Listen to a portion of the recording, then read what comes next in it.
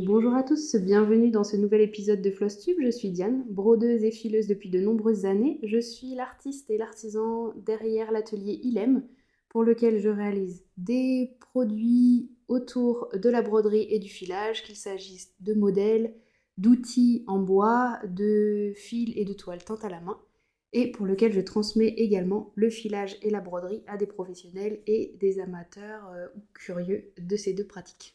L'épisode d'aujourd'hui sera décomposé en deux parties. La première sera autour des projets en cours et terminés pendant le mois de janvier, qui a été plutôt mouvementé. Et la seconde partie sera, elle, autour des projets, des ambitions, des envies pour 2026 et un très rapide bilan de 2025.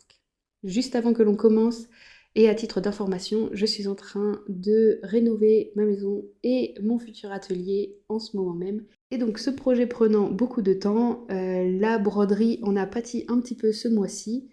Cela sera rattrapé en février, mars, etc. Puisque j'ai sur la fin du mois trouvé un temps à dédier à la broderie plus confortable pour moi et qui m'a permis de reprendre un rythme un petit peu plus soutenu comme celui que j'avais auparavant avant le lancement des gros travaux sur le début du mois de janvier. Et donc sans plus attendre et pour repartir sur le point où nous étions laissés la dernière fois, parlons pampille. Donc pour commencer, il m'a été demandé ce qu'était une pampille. Donc c'est un ornement tout simplement qui se suspend, donc soit à des poignées de porte, soit à des clés, soit au mur, où vous voulez. C'est vraiment quelque chose qui va être sous la forme d'un ornement à suspendre, un petit peu comme on pourrait avoir une boule de Noël. Sauf que là, elle n'est pas attachée ni à une saison, ni à une religion. C'est vraiment quelque chose qui a juste destination à être joli. La dernière fois, si vous faites un peu abstraction de ce qui se passe en bas, je vous avais laissé sur cette expérimentation. Donc ce petit morceau-là qui était donc des pommes de pin tête bêche, qui était sur ma toile d'expérimentation depuis plusieurs mois. Et ici, le début de Pampi que j'avais décidé de faire juste à côté pour économiser de la place tout simplement, et qui, à force de regarder en va-et-vient ces deux parties-là, je me suis demandé pourquoi je n'intégrerais pas tout simplement les pommes de pin à l'intérieur pour rajouter un petit peu quelque chose à cette pampille. Et donc, après avoir regardé d'un petit peu plus longtemps cette partie ici, je me suis dit que peut-être cette forme de cloche pour la pampille, qui devait être en 3 parties, ou 4, ça dépendait de ce que je trouvais, mériterait quand même d'avoir sa petite expérimentation en feutrine, juste pour s'assurer que ça s'assemble bien. Sans surprise, ça ne s'assemble pas bien. J'ai bien fait de m'arrêter en cours de route. Cette forme-là sera réutilisée, détournée pour autre chose, je pense, mais ne se prêtait pas du tout à l'esthétique de Pampille que je voulais au final. Et c'est là qu'on arrive ici. Donc, toujours sur cette grande toile Aïda tachée que je promène partout, c'est pour ça. Elle a du vécu, la pauvre. Elle n'est même plus rigide. Elle est devenue complètement molle à force d'être chiffonnée, touchée, froissée, etc. C'est la toile d'expérimentation. C'est sur celle-là que je fais tous mes prototypes. Donc elle a quelques années maintenant. Ça fait quelques temps qu'elle et moi on se côtoie. Et donc en fait je réalise mes prototypes dessus et une fois que j'en suis satisfaite, je les réalise sur le tissu final. Donc que ce soit de l'étamine, des toiles de lin, de l'aide pour certains projets, mais c'est assez rare. Sauf là pour les couvertures totales. Donc vraiment, c'est la toile à prototype et si je veux reproduire un modèle ensuite, il part d'ici et je le reproduis par la suite. Mais là, on est sur de la toile d'essai, donc il y a des taches, etc. Pour revenir à cette pampille, donc vous la voyez ici, il s'agira donc d'une sorte de petit diamant, un peu comme celui qu'il y avait au-dessus de la tête des Sims. Pour ceux qui y ont joué, vous verrez normalement de quoi je parle. Et donc il sera en 4 facettes. J'ai décidé que sur 2 d'entre elles, donc, on retrouverait le motif de grosses pommes de pin issues des pins maritimes, et que dans les 2 autres restantes, donc celle-ci et celle-là, il y aurait une branche avec les aiguilles du pin maritime. Alors, je ne sais pas encore si je l'ai fait comme, comme les pommes de pin, donc un tête en bas, un tête en haut, ou si je design quelque chose pour que les aiguilles et la branche traversent comme ça, par le petit trou qui se trouve au centre. puisque voilà, j'ai repéré mes milieux. Ça me permettrait voilà, de faire voyager la branche sur toute la hauteur. Je ne sais pas encore. J'ai l'impression de vous le dire à chaque fois, mais je vous tiens au courant de l'avancée de ça. Pour le moment, voilà à quoi ça ressemble.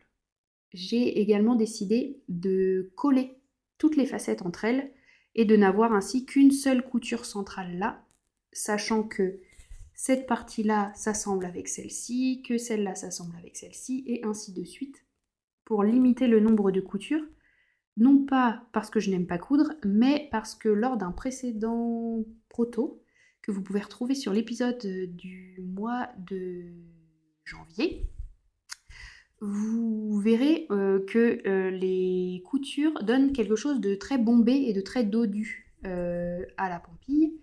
Et donc, je souhaitais avoir ce côté un peu bombé et dodu sur les parties hautes, ne pas avoir d'arêtes saillantes, mais c'est quelque chose que je ne voulais pas retrouver sur le centre. Je préférais que mon motif ait l'air complètement continu, et donc c'est pour ça que j'ai complètement collé les 4 pans de ma pampille. Voilà un petit peu pour les avancées du mois. Le fil que j'ai utilisé pour le fond est donc toujours un fil variation. Il est utilisé d'une manière un peu spéciale qui apparemment n'est pas très répandue sur ce coin-là d'internet, puisque j'ai assemblé donc 2 fils variation en faisant exprès de ne pas faire chevaucher les couleurs. Tout ça pour créer un dégradé le plus fondu et le plus doux possible, pour ne pas avoir de grosses zones, puisque cette échevette-là va du rose framboise au prune, en passant par le lit de vin. Je ne voulais pas avoir des endroits où il y avait un zonage framboise, un zonage lit de vin, une zone prune et ainsi de suite. Je voulais vraiment quelque chose de fondu. Donc voilà, la technique que j'ai employée là, je vous en ferai donc une vidéo. J'avais demandé lors du précédent épisode si une vidéo sur les différentes utilisations des fils variations vous intéressait. Vous avez été quelques-unes à me répondre que oui. Donc ce sera chose faite normalement dans le premier semestre de l'année 2026. Le deuxième projet dont je voulais vous parler est le modèle Millie, dont je vous avais déjà parlé précédemment. Donc il s'agit d'une petite éléphante designée par Stacy Nash, pour laquelle je teins des fils de laine et de soie. Donc en laine pour la partie peau, pour le côté mat, granuleux, texturé de la peau des éléphants. Et pour les parties tissu, donc là le tapis et le chapeau, je suis partie sur des fils de soie. Et donc voici un petit peu l'ampleur des couleurs réalisées pour ce projet. Donc il a fallu plusieurs essais de gris notamment pour trouver la bonne teinte, mais je suis plutôt satisfaite. Donc là, le gris pour la peau, vous avez également le rose pour les joues, le marron qui se trouve dans les oreilles et les différents plis de peau de l'éléphant.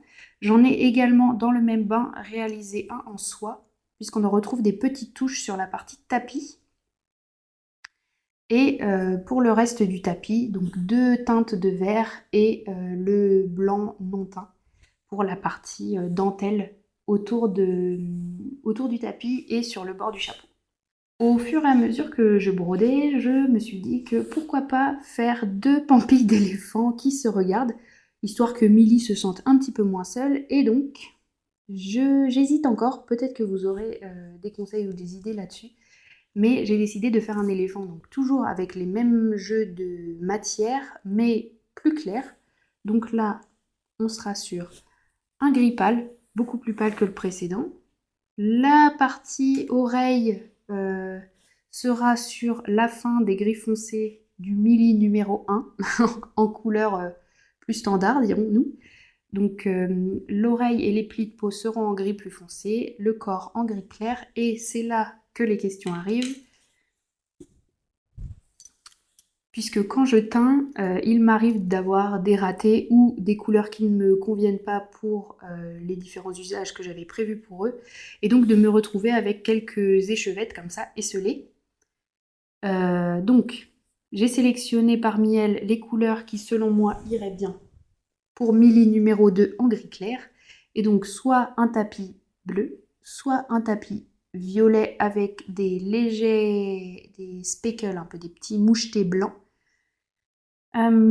Soit ce camaïeu-là qui va du rose, orange rouille et bordeaux très pâle. Voilà. Peut-être pour le tapis, pour trancher un petit peu avec le tapis de Milly numéro 1 qui lui sera vert. Donc ce petit projet en double va m'accompagner très certainement tout au long de l'année 2026. Je n'ai pas prévu de me presser pour le faire. Il sera réalisé sur une toile de lin et, euh, et je vous tiendrai au courant des avancées diverses de ce projet et des éventuels choix de couleurs, notamment pour la deuxième version. Et le dernier projet dont je souhaitais vous parler aujourd'hui est un projet terminé qui s'inscrit dans le grand projet qui m'accompagne depuis plusieurs années et dont je vous parle depuis le mois d'octobre, qui est le projet d'herbier. Donc pour ce mois-ci, ce sera le modèle Nénuphar, que je pense retoucher très légèrement, même s'il avait été fait et terminé et validé, puisqu'en fait je trouve que la partie en délimitation blanche là, qui est censée représenter la feuille ronde du nénuphar, est finalement plus cubique que ronde. Donc je pense l'arrondir très légèrement sur la partie ici et là, du fait de sa construction en biscornus. Si je l'arrondis ici, ça l'arrondira là, ici et là. Donc au centre, vous pouvez retrouver la fleur avec les pétales plutôt pointus, orientés vers l'extérieur. La grande feuille ronde, et donc là sur le bord, c'est assez marrant parce que ça dépend des personnes qui le regardent, mais certaines me disent que ça leur fait penser à des gouttes, et d'autres aux bourgeons qui, vous savez, pointent à la surface dans les cours d'eau. On voit des fois ces grosses boules de bourgeons de nénuphar arriver juste à fleur de la surface. Et donc c'est à mi-chemin entre ces deux choses-là, puisque j'ai pensé les coins plutôt comme des bourgeons et les côtés plutôt comme des toutes petites feuilles ou alors des gouttes pour rappeler le côté aquatique de la plante. Et donc le projet d'herbier est un projet au long cours sur lequel j'espère vraiment pouvoir avancer cette année, puisque voilà, l'idée serait d'en avoir fini au moins la moitié, donc c'est-à-dire jusqu'aux lettres K ou L, puisque je souhaite faire une plante par lettre de l'alphabet. Pourquoi K ou L? Tout simplement parce que pour la lettre K, à part des fruits et légumes que je ne souhaite pas inclure à ce projet d'herbier, je n'ai pas vraiment trouvé de plante en K qui me parle suffisamment. Donc si jamais vous avez des idées, n'hésitez pas à me les noter dans les commentaires et j'irai voir de quoi il s'agit. Ce sera tout pour aujourd'hui pour la partie des projets brodés. On attaque tout de suite le côté bilan de 2025 qui va être très rapide puisque en réalité je suis très contente d'avoir réussi à retrouver un rythme de broderie assez soutenu. Et ça c'est notamment grâce à vous et le fait que l'on se retrouve tous les premiers dimanches du mois. Ça m'a vraiment motivée à broder de manière plus intense sur mes projets et à arrêter de laisser le quotidien s'immiscer à des endroits où j'avais prévu de créer. Le double effet positif du fait de vous retrouver, c'est que j'ai aussi l'impression de travailler beaucoup moins seule, plutôt avec des collègues, et le fait d'avoir vos retours aide aussi grandement à l'élan et à garder la motivation. Donc pour ça, merci infiniment. C'est cette aventure-là, démarrée en 2025, je ne pensais pas que même pour la taille de la chaîne actuelle, je ne pensais pas que ça aurait autant d'impact sur ma productivité et sur mon envie de créer. Donc merci pour ça. Pour ce qui est des envies de 2026, je vais les catégoriser en deux parties. La première sera plutôt autour des envies professionnelles, donc pour le développement de l'atelier. Et la deuxième partie, qui vous intéressera certainement plus, sera autour des 3 projets que je veux absolument avoir brodés en 2026.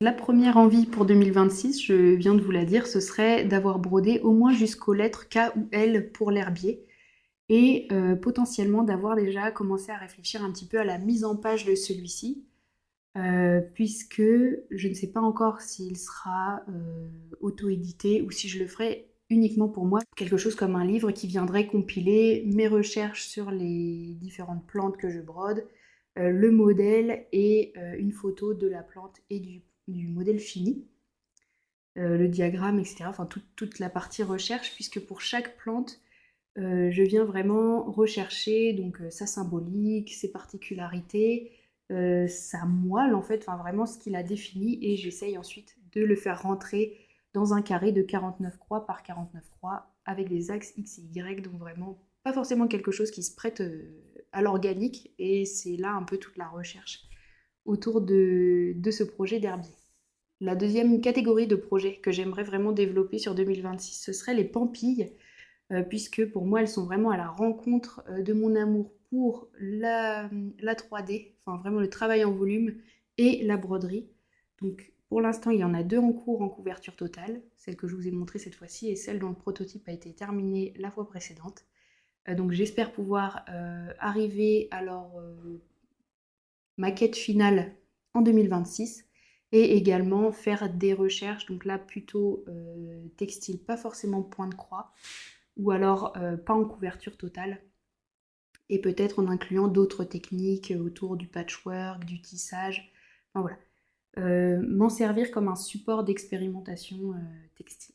Et donc en 2026, il y a également un projet qui me tient non pas au cœur, mais dans l'agenda, qui est de mettre à jour une boutique en ligne, donc pour créer un petit peu un espace sur lequel vous pourriez retrouver l'ensemble des produits de Ilem, de la toile teinte à la main, au fil, aux modèles, aux outils, un petit peu tout ce qui va tourner autour du filage et de la broderie que je fais pour Ilem, qui est à la fois mon atelier et que je pense un petit peu comme une mercerie artisanale, et que ça simplifie les échanges entre vous et moi, puisqu'actuellement les personnes me contactent soit par bouche à oreille, soit par mail, et ça demande des échanges qui sont parfois un peu fastidieux ou pour lesquels le descriptif n'est pas forcément aussi clair, puisque je le refais à chaque fois qu'un descriptif vraiment bien établi, comme on pourrait penser une fiche produit.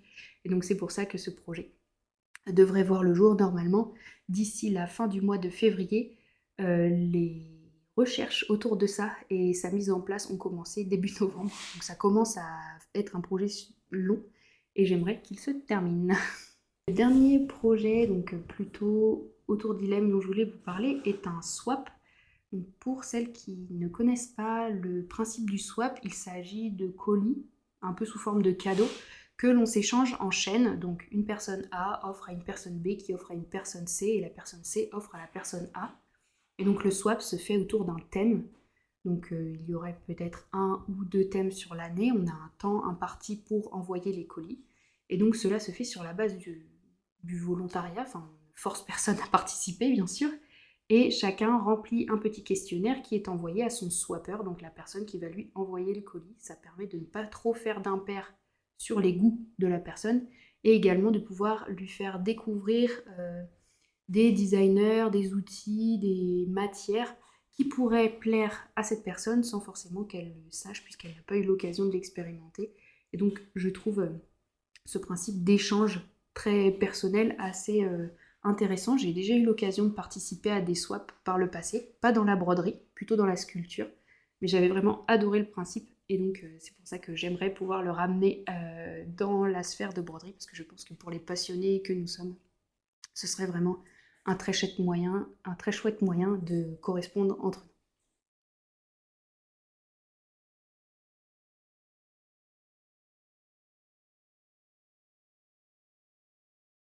Et pour les projets plutôt loisirs, donc la partie qui en intéressera certainement la plupart, c'est sur les projets que je souhaite broder d'autres designers en 2026. Donc là plutôt mes projets détente, récré.